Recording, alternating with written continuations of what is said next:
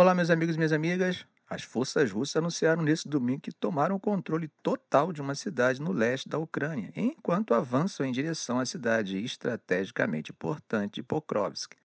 O objetivo de Moscou é romper as linhas de defesa ucranianas e consolidar seu controle na região.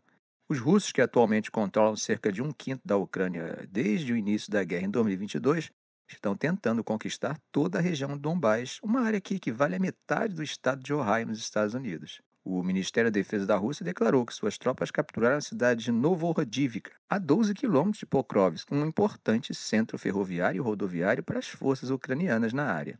Antes da guerra, Novorodivka tinha uma população de 14 mil pessoas. O blogueiro militar pró-Rússia Yuri Podolyak publicou mapas mostrando ataques russos além de Novorodivka, em pelo menos dois locais a menos de 7 quilômetros de Pokrovsk. O Estado-Maior das Forças Armadas Ucranianas, em um relatório que eles divulgaram agora à tarde, descreveu a situação como tensa em toda a região de Pokrovsk e mencionou batalhas ferozes em áreas ao redor de várias cidades, incluindo Novorodivka.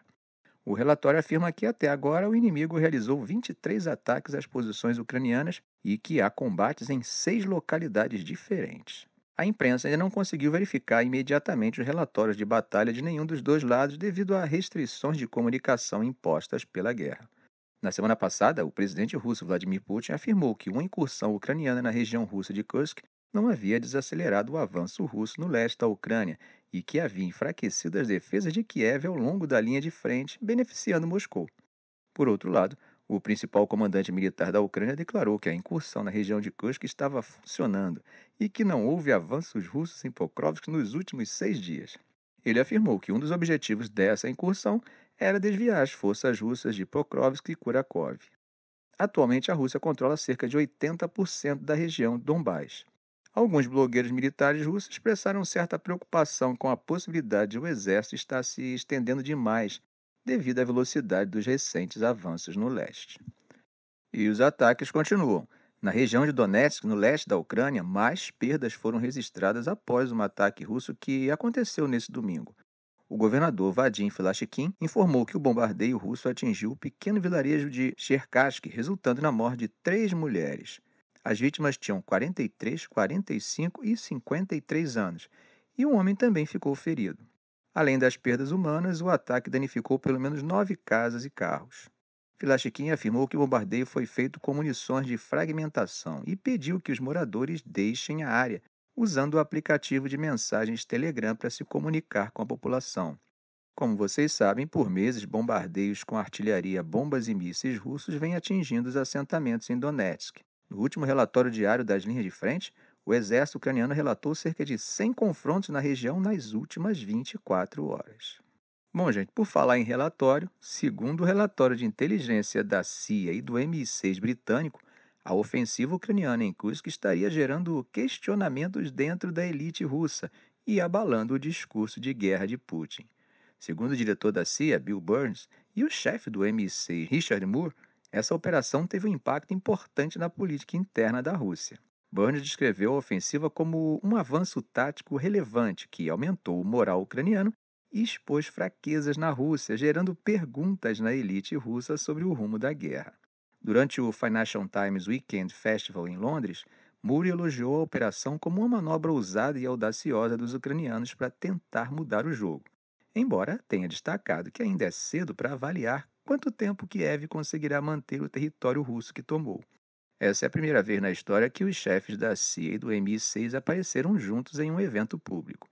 Eles alertaram sobre uma gama de ameaças globais sem precedentes, desde a guerra de Putin na Ucrânia até operações de sabotagem da Rússia em toda a Europa, o crescimento da China e as rápidas mudanças tecnológicas.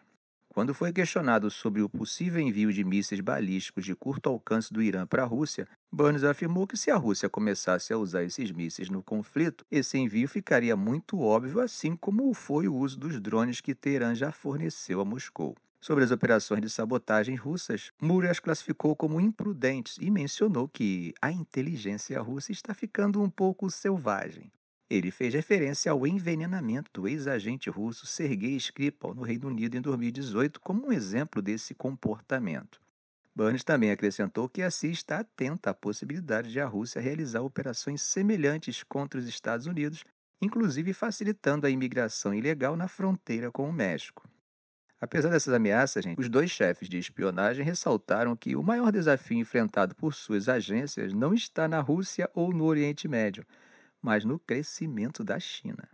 Burns afirmou que o orçamento da CIA destinado à China triplicou nos últimos 3 anos e que ele esteve 2 vezes no país para evitar mal-entendidos desnecessários. Moore também destacou a importância do contato regular com seus colegas chineses. Por último, gente, eles enfatizaram que o objetivo dessa aparição conjunta era demonstrar a força da relação entre o Reino Unido e os Estados Unidos em tempos de riscos globais sem precedentes. Todos os dois descreveram a ordem mundial internacional de hoje como sob ameaça de uma forma que não víamos desde a Guerra Fria. Gente, com essa tensão toda, o chanceler alemão Olaf Scholz fez um apelo para que se renovasse os esforços pela paz na Ucrânia. Durante uma entrevista à emissora ZDF, Scholz mencionou que ele e o presidente ucraniano Volodymyr Zelensky concordaram recentemente sobre a necessidade de realizar uma nova conferência de paz que inclua a participação da Rússia. Ou seja, gente, dessa vez eles estão chegando à conclusão de que não é possível falar em paz sem combinar com os russos. Scholz destacou que esse é o momento certo para discutir como alcançar a paz em meio ao estado de guerra e que é necessário acelerar esse processo. Essa declaração surge em um momento de pressão interna sobre o chanceler alemão, já que os 3 partidos de sua coalizão centro-esquerda sofreram grandes perdas em eleições regionais recentes.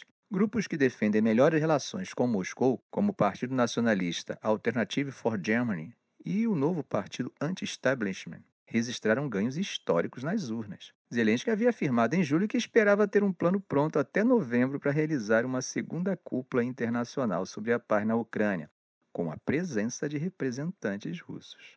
Como vocês lembram, em junho a Ucrânia sediou a primeira cúpula na Suíça com a participação de delegações de 92 países para promover seu plano de paz.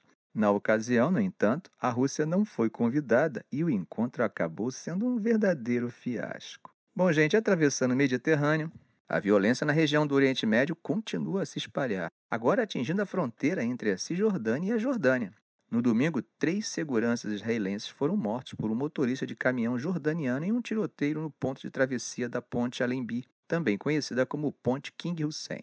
Esse incidente é mais um sinal de que o conflito em Gaza, que já dura quase um ano, está intensificando a violência em outras áreas da região.